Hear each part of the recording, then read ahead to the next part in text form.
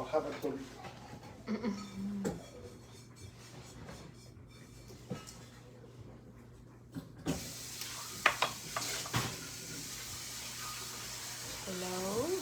Hello. Back again. For not quite the final time today. I'm gonna have to come back one more time for today. But we're almost at the end. Hey. Please. I'll let him have them. Okay.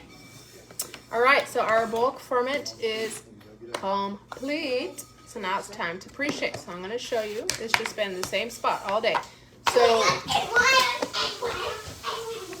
we started mixing. The bulk ferment actual clock starts the moment you mix your starter together. So we started at around 7:30-ish, maybe 7:45 this morning. And it is now 2:30. So what is that, 7 hours?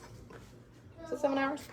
So total time, it has taken about 7 hours, okay?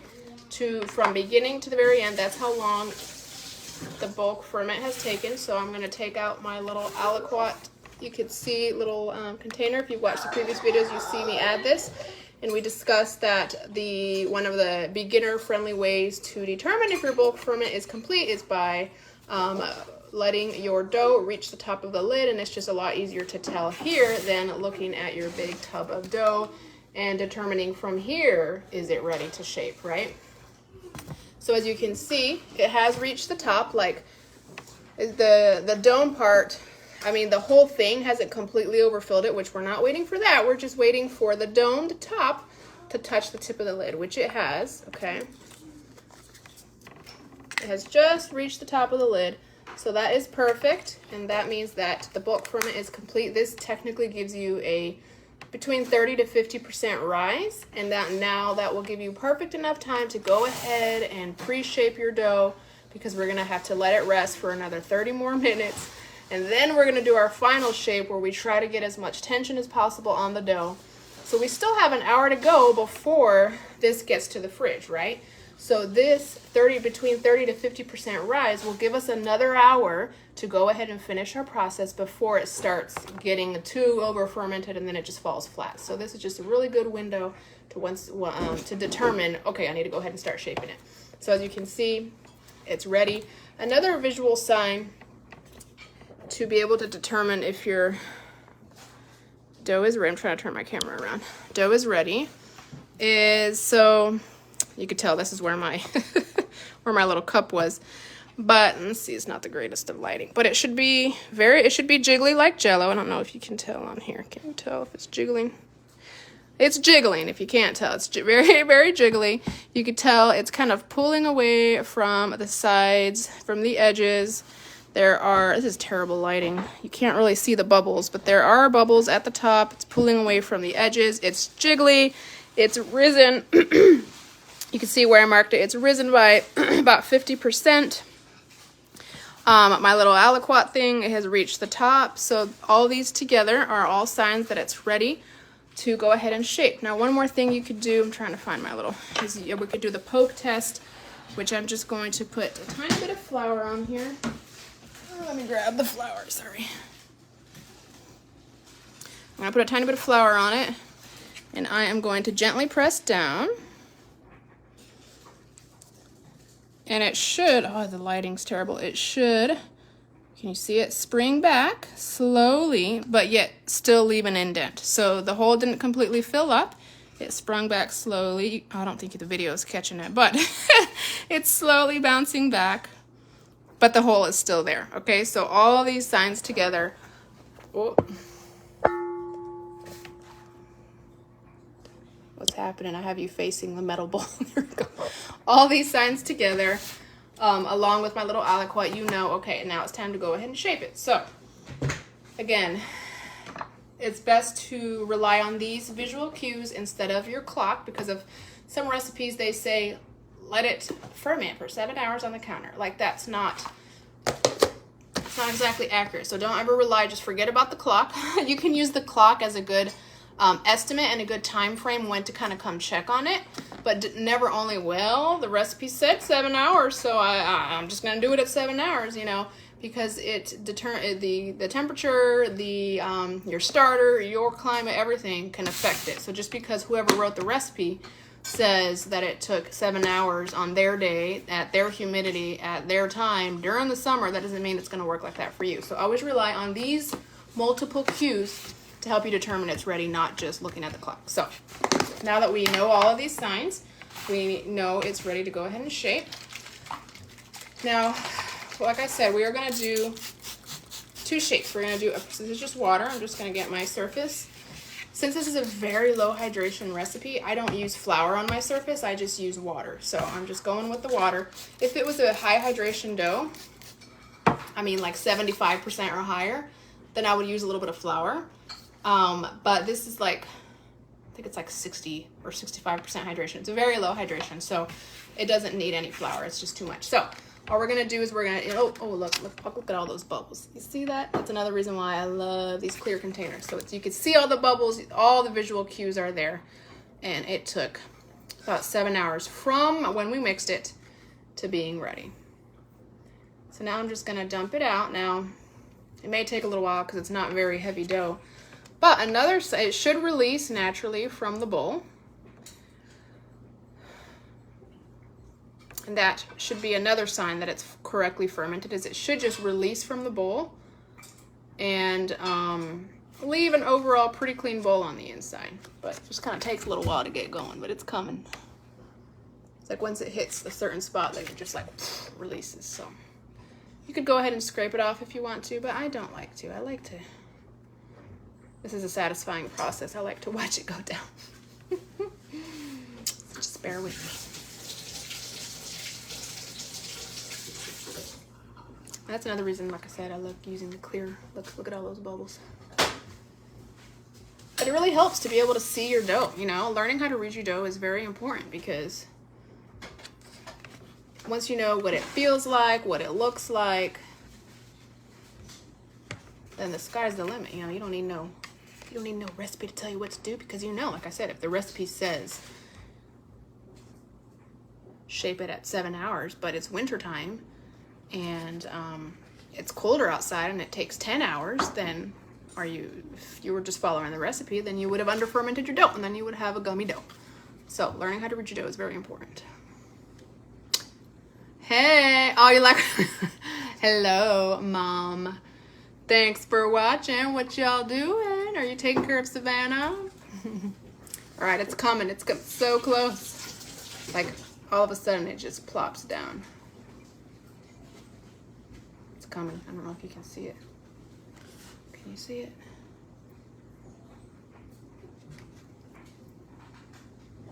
It's really a lot of fun whenever you have like really big tubs of dough and you just watch it just, because it's nice and heavy, and you watch it just plop out. I love it. I love it, love it, love it.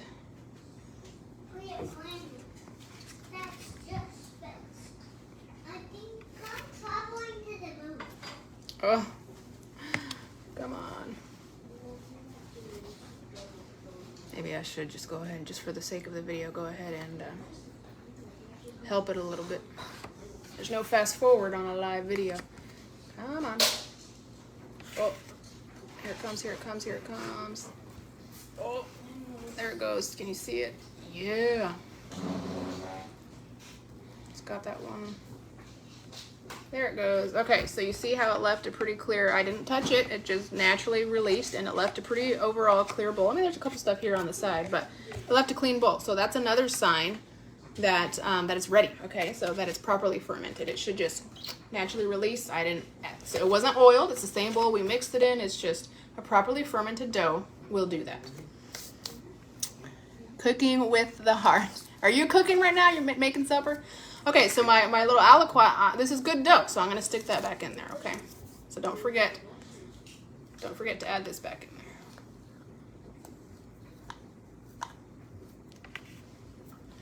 All right. See, and it left this pretty clean too. I mean, it's a beautifully fermented. Look, it's beautiful. It just never gets old. A perfectly fermented dough just never gets old.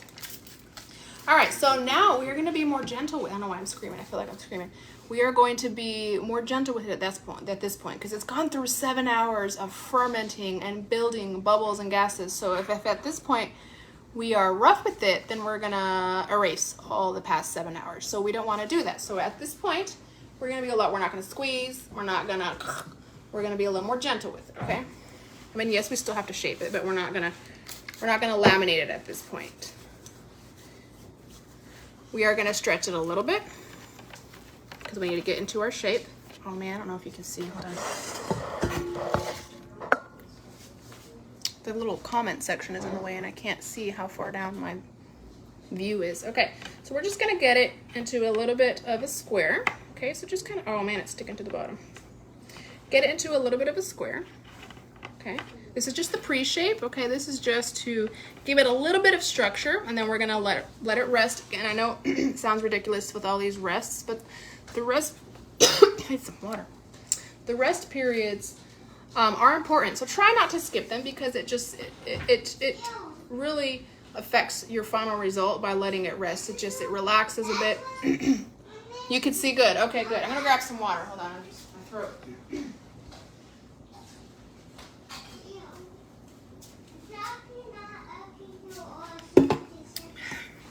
Okay, so you can. It's in a little square here.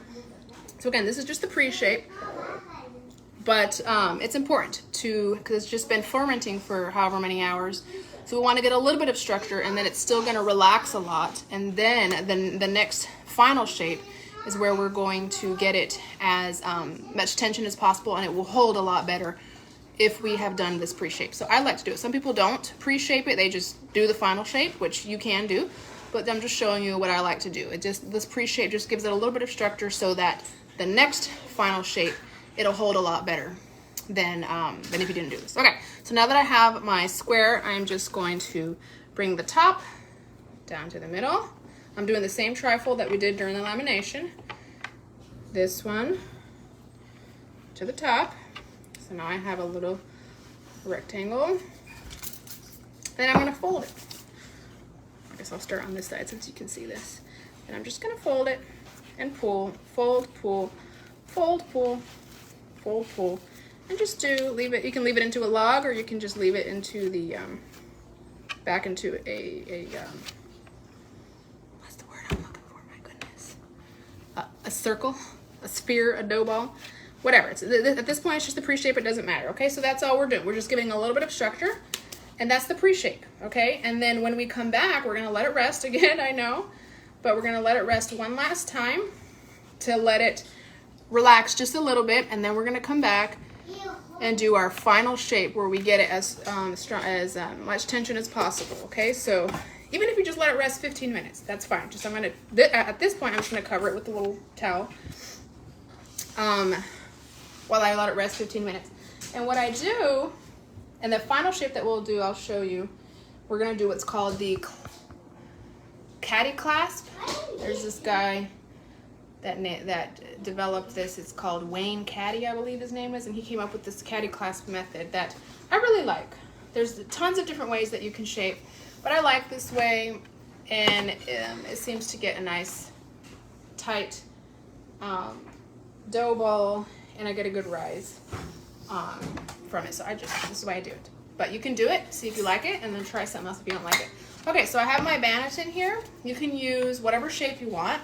This is obviously the oblong one, but you can use, let's see, the other ones that I have are this one. This is just a colander from the dollar store. Okay, it doesn't have to be anything but this size. The type of bowl doesn't matter if it's official banneton or if it's just a plastic colander. The type of bowl doesn't really matter as much as the size of the bowl. So the size is more important than the type of bowl, if that makes sense. Because if I were to put this dough ball to cold ferment in the fridge, like in this size, like the same bowl that I mixed it in, like it's too big, it's too wide, and as it sits in the fridge for 10 to 12 hours, it's just going to spread out and relax. Okay, and you won't get as high of a rise whenever you bake it because it just flattened out. But this one, so you want to look for something that it will fit in, and it has the taller, so it's not super wide, and it has the taller edges, something that it will help hold its structure a lot better than just a wide bowl. So I wouldn't use like I wouldn't use this I have these other ones, let's see, that I've experimented with that work, but I don't really like it as much. Like I've tried, I'm trying to find them. I've tried these before, but which kind of work, but you notice it's a lot wider than this one. See? So just that little bit of width still lets it relax a little much. So just when trying to decide what bowl you want to use, if you don't have one of these or you don't want to spend 15 bucks or however much this is for one darn bowl, just find a bowl that's not too wide, that's kind of tall. You didn't know this either. What about the size of the bowl that it cold proofs in? Yeah, it really does help. So just find one, and like I said, these are the little colanders from the dollar store that work perfect. I mean, they work perfect, so why would I change it? And they cost $1.25. But yeah, you can get all the official fancy stuff. Like, you know, I have the official Bannatyne, but even this one is pretty wide. Like, I feel like my dough size would need to be bigger. Okay, like for this one, I would probably need. This ends up being like a 800 to 900 gram dough. So I would need a bigger piece of dough. So if you're using more than 500 grams of flour, then you could use a bigger one. I also have this one that a friend gave me, which I love, but I would do my bigger loaf. So like the ones that have the inclusions, like my jalapeno cheddars, once I add all those fillings, it ends up being a big hunk of dough, even though it's still only using 500 grams of flour. Because it has so many fillings, it's really heavy. It ends up being like 1,000 or more grams. So if that's the case, then yes, I will use a bigger one. But if it's just a plain one where there's nothing in it to give it bulk, then I like to use these a little bit smaller ones. I feel like I lost my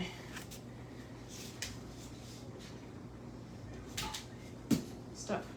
Oh, I just made a mess.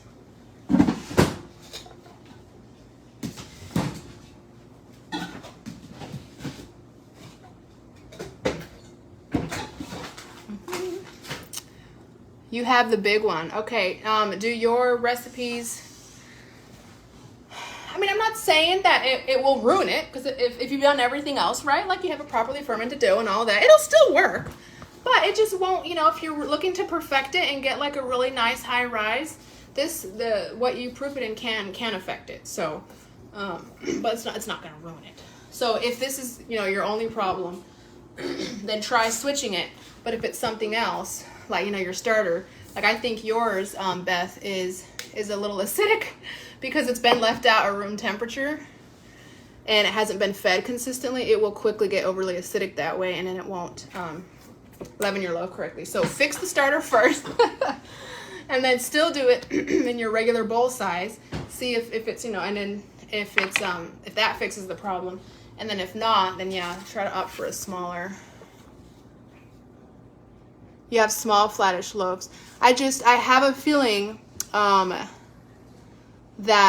it could be a combo of both, but I'm leaning more towards it's the starter issue, because even if you did everything perfect, if you did use the smaller one and everything else is perfect, yet your starter is overly acidic and just not strong, you still will have a mediocre loaf because of the fact that it is your starter's not strong. So, but definitely try it. Again, that colander is from the dollar store. It's like you know, I don't know, it doesn't have anything on it, like as far as a size, like I don't know what size it is. Anyways, okay. So I'm gonna line this. You can use what it comes with, which is, you know, this. But I like to use this to cover it because I don't like not covering it with anything. So I use that as a cover, okay?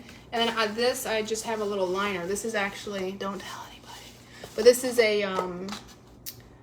hairnet. This is a little hairnet that I got off of Amazon. And so I use this mainly for like whenever I do classes, because I ain't about to wash like, you know, a whole ton of these whenever I do my classes. But sometimes I'll just use these anyway because it's easier. But you can line it with something. It can be just a cotton cloth, whatever.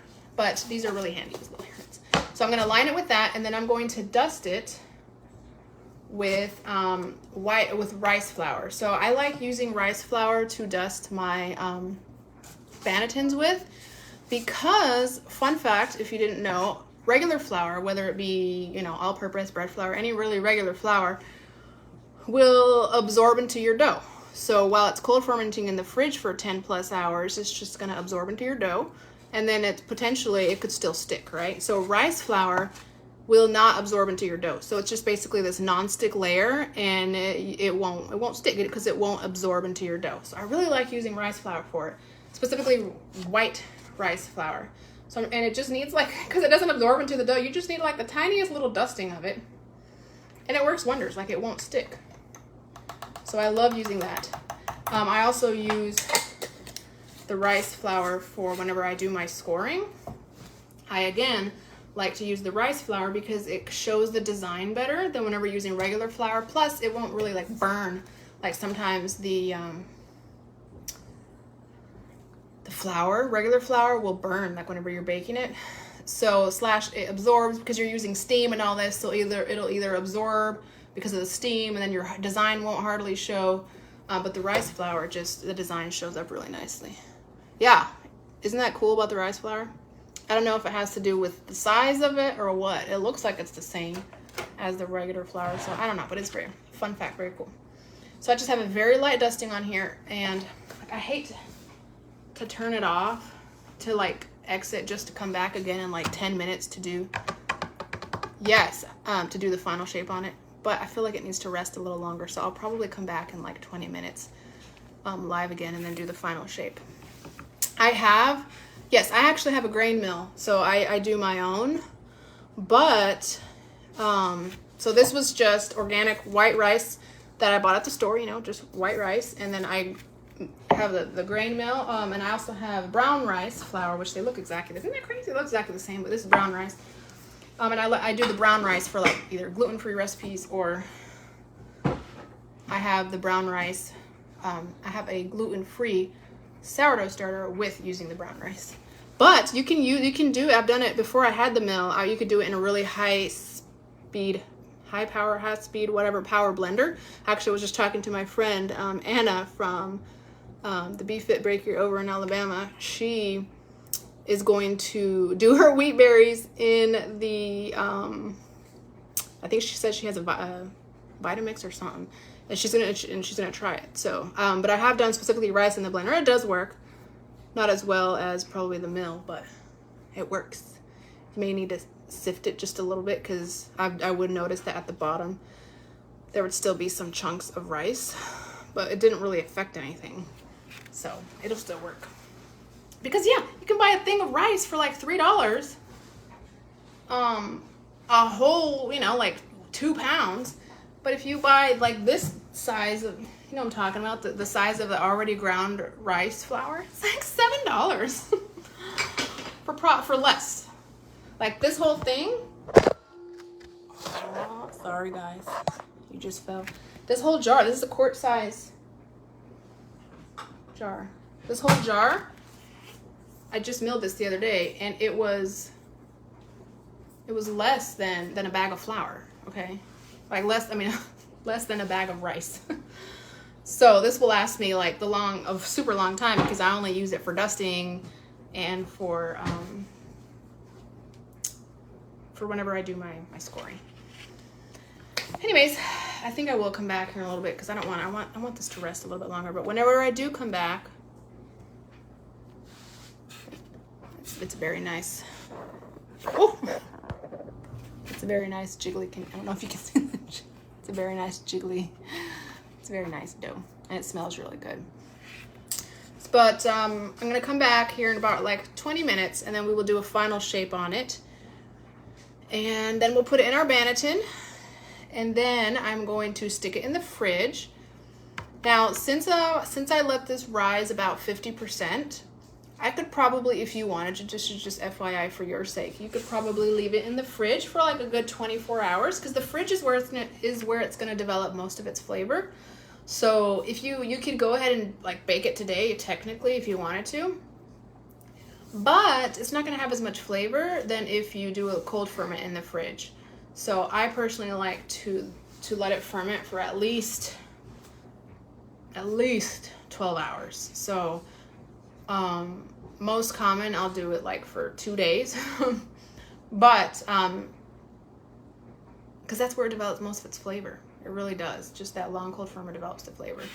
But at minimum, I would say at least 12 hours. But if you are going to go ahead and bake it today, like if you just want to go ahead, you're like, I've already gone through all this and I want to go ahead and bake it today, you could. So what you could do is do your final shape, and then while your oven is preheating, go ahead and, you know, shape it, stick it in your banneton. Go ahead and stick it in the freezer for like, you know, 20-30 minutes. I know that sounds crazy, but just while it's in the freezer, it's just going to stiffen up your dough so that you can actually score it. Because if I tried to score it at room temperature, it's just likely going to like tear and just I mean, it'll work, but it's just going to kind of tear and probably not work out so good. So if you stick it in the freezer just for like 20 minutes or so while your oven preheats, like if I was doing a same day bake, then it's just going to stiffen it up just enough so it'll do a nice score. Plus the cold dough in the hot oven makes for extra steam and gives it a little bit of a boost too as well. So that's what I always recommend everyone do. If you're going to go do a same day bake while your oven preheats, stick it in the freezer in your banneton, let it stiffen up a little bit. It does taste better. Yep. Once it's fermented.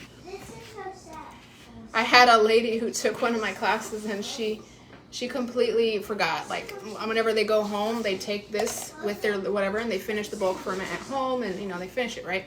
So she totally forgot about it, and she left it in the fridge for like just the whole thing, even the little aliquot thing. She left it in the fridge for, I think she said it was 5 days.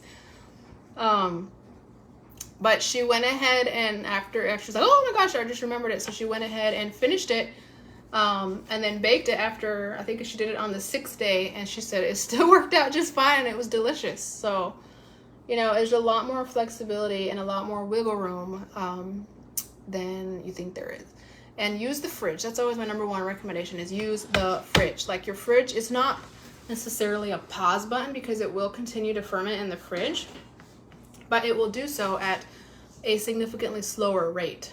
So it also just kind of depends on, you know, if it's, especially here in Florida, if it's July, midsummer, it's like 7,000 degrees outside, and on the counter, it's already, the dough is like 80 degrees, you know, because the fermentation adds heat, right? So if inside my dough temperature is like 80 degrees and it's getting close to, you know, over fermenting, and then I just stick it in the fridge, it's going to take a while for the temperature of the dough to reach all the way back down to 40 degrees. And at that 40 degrees, once it reaches 40 degrees from the fridge, or it will halt, or finally halt the ferment, but it may take an hour or two for it to reach that temperature. So another problem I see people come up with, they're like, well, I stuck it in the fridge and it's somehow still over fermented. Well, they stuck it in there a little too late, because again, it takes a while for the dough temperature to reach 40 degrees. If you go from 8, it still has to go from 80 to 40 degrees. It may take an hour or so to do that. So, all right, so I'll be back. Well, how long have we been talking now? Have we been talking 20 minutes? Maybe I'll just go ahead and do that. I'll just do the final shape. I don't want to have to come back. You guys are tired of seeing my live notifications anyways. So I just don't know if it's gonna, we're just gonna do it. We're just gonna do it because I'm not gonna come back again today. Y'all have had enough of seeing me. Okay, so we're gonna pretend that this has been 30 minutes, okay? And we're gonna go ahead and do our final shape. So I have already lined my thingy, so this is ready to go, right? I'm trying to decide if I'm gonna shape it differently since I'm doing it in that one. Whatever.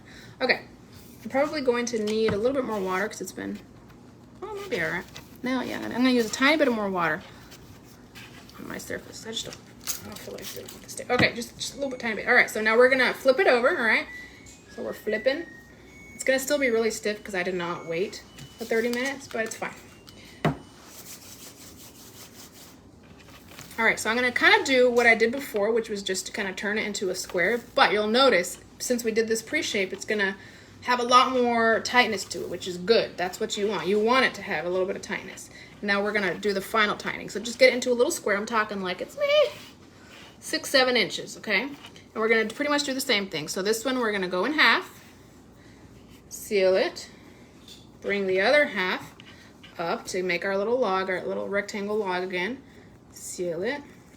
And this is the part that the reason why they call it a clasp. We're basically gonna go like this and then pinch the top and then pinch the sides. So from here, I'm gonna pinch, I'm gonna squeeze, pinch the top, pinch this side, and boom. You see that? Like, beautiful. And then this just gives it a lot of tension and a lot of, it like stays this shape. It's just beautiful. Why it works, I'm not quite sure, but it really works amazing. And then your seam is at the top, so that's great. Now I'm just going to stick it in my banneton. And it's a nice, look at that. Oh, look at that jiggle. So it's a nice, perfect shape. It's really got a nice high rise. I mean, not rise, but it's really nice and tight, which means that it will keep its shape and likely have a really nice final rise. So fingers crossed that when I bake it tomorrow, I do plan on baking it tomorrow. I'm not gonna let it go for 24 hours. I actually have some friends coming over for dinner / late lunch, early dinner. So I'm gonna go ahead and bake this and we'll eat it tomorrow. So I'll probably come back tomorrow morning sometime and then I'll show you the score. And then we'll bake it and I'll show you what it looks like, the final results. I'm trying to decide if I want to show y'all. Nah, we're not gonna do that. So tomorrow I'll come back and we'll score it and we'll bake it. So, but that was it. We're done for today. And then what I'm gonna do is I am gonna go ahead and stick the reason why I put it seam side up is because whenever I go to bake it, right, I'm gonna get my parchment paper and I'm gonna flip it, right? So this side, the bottom, is gonna become my up. So I'm gonna flip it over, right? And then I'm gonna score that side. So that's the reason why I do seam side up. Because I'm not gonna like pull it out of here and do it this way. We're gonna flip it over tomorrow, whenever we go to bake it. Beautiful. Okay, so I'm gonna cover it. Now you can leave it in there like this, but what I like to do, I like to go a little bit extra. You don't have to, but I like to, because I like to keep the moisture in. I don't like it to develop a little crust on the top. And people say that, like, oh, I leave mine without being covered all the time, and it does develop a crust, but once you go and bake it, I can't tell the difference. Okay, well, that's fine. I can tell the difference. So I'm gonna put it in a bag, just so that it keeps some moisture in, okay? You can use a Walmart bag, whatever. I'm using like a produce bag from the store. So I'm just gonna leave it in this bag, and then stick it in the fridge, like so. So it keeps the moisture in. But you don't have to. You can just put that cover on and then just stick it in the fridge and let it ferment in there overnight. And then tomorrow we will come back and bake it. So that is it. That is everything. So let me know if you come up with any questions or if you need anything. So y'all won't see me anymore today. Thank you for dealing with all of these notifications. And we will all show you tomorrow the final bake. So thank you. Bye. See you later.